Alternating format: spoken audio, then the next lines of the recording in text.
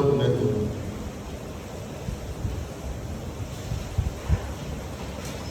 Now, net non-current assets. Now, this is replacement value.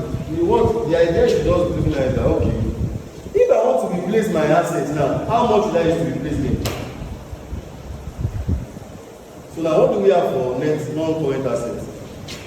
We have 1,450,000. 1,450,000. Now, our stock and work in progress, what do we have? 1,100,000. 1,100,000.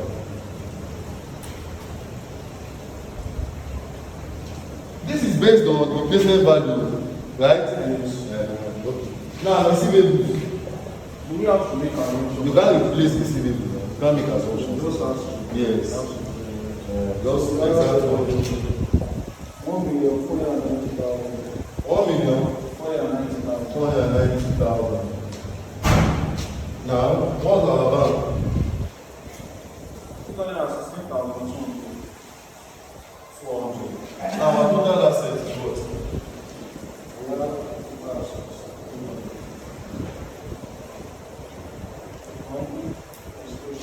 Doesn't mean that. So, yes, that is some chance.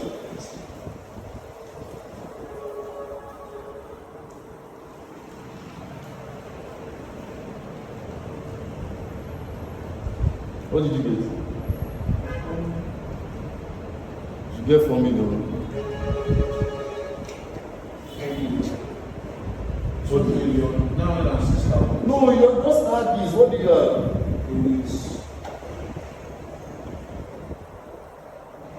Add this 3 first too.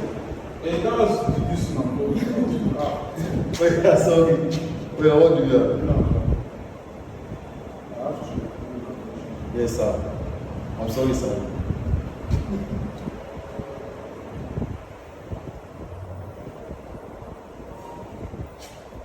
$2 million.